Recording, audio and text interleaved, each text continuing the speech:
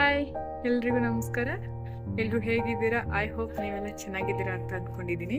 Welcome back to our YouTube channel. ನಿಮ್ಗೆಲ್ರಿಗೂ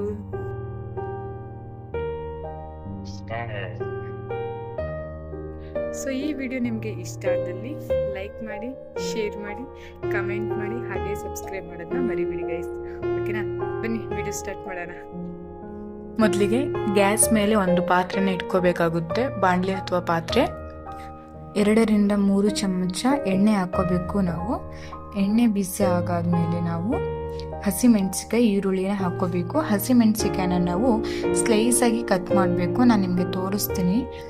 slice ಆಗಿ cut ಮಾಡ್ಕೋಬೇಕು. ಅಂದರೆ ಫ್ರೈಡ್ ರೈಸ್ಗೆ ಇದೇ ಥರ ಮಾಡಿದ್ರೆ ಚೆನ್ನಾಗಿರುತ್ತೆ. ನಾವು ಇದೇ ಥರ ಕಟ್ ಮಾಡಿದ್ರೆ ಚೆನ್ನಾಗಿ ಫ್ರೈ ಆಗುತ್ತೆ ಮತ್ತು ನೋಡೋಕ್ಕೂ ಕೂಡ ತುಂಬ ಚೆನ್ನಾಗಿ ಕಾಣುತ್ತೆ. ಈಗ ನಾನು ತರಕಾರಿಗಳನ್ನ ಸಣ್ಣದಾಗಿ ಹೆಚ್ಕೊಂಡಿದ್ದೀನಿ. ನಾನು ಬೀನ್ಸು, ಕ್ಯಾರೆಟು, ಆಲೂಗಡ್ಡೆ, ನೀವು ಕೋಸ್ ಕೂಡ ಹಾಕ್ಕೋಬೋದು ಇದರಲ್ಲಿ. ನಾನು ಇರೋದ್ರಲ್ಲೇ ಮಾಡ್ತಾ ಇರೋದ್ರಿಂದ ಈ 3 ಐಟಮ್ನ ಯೂಸ್ ಮಾಡ್ಕೊಳ್ತಾ ಇದ್ದೀನಿ. ಸೊ ಇದನ್ನು ಕೂಡ ನಾವು ಎಣ್ಣೆಯಲ್ಲಿ ಫ್ರೈ ಮಾಡಬೇಕು. ಸ್ವಲ್ಪ ಹೊತ್ತು ಫ್ರೈ ಮಾಡಬೇಕು. ಅದನ್ನು ನೀಟಾಗಿ ಸ್ವಲ್ಪ ಹೊತ್ತು ಫ್ರೈ ಮಾಡಬೇಕದ್ರಲ್ಲೇ.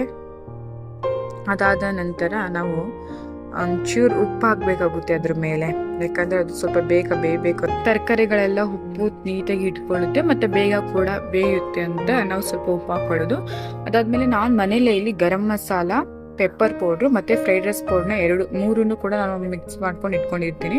ಫ್ರೈಡ್ ರೈಸ್ ಪೌಡ್ರ್ ಬಂದುಬಿಟ್ಟು ನಾನು ಪಾಕೆಟ್ ತೊಗೊಂಬಂದು ಹಾಕ್ತೀನಿ. ಅದನ್ನು ಹಾಕಿ ನೀಟಾಗಿ ಮಿಕ್ಸ್ ಮಾಡಿ ಒಂದು 5 ರಿಂದ 10 ನಿಮಿಷ ನೀಟಾಗಿ ಬೇಯಿಸ್ಬೇಕು. ಅದನ್ನು ಬೇಯಿಸಾದ್ಮೇಲೆ ಅನ್ನಕ್ಕೆ ನೀವು ಮುಂಚೆನೇ ಅನ್ನನ ರೆಡಿ ಮಾಡ್ಕೋಬೇಕು. ಅದಾದಮೇಲೆ ಇದು ಅನ್ನದಲ್ಲಿ ಕಲಸಿ ತಿನ್ನಬೇಕು. ನೋಡಿ, ಫೈನಲ್ ಆಗಿ ಈ ಥರ ಬಂದಿರುತ್ತೆ. ಟೇಸ್ಟ್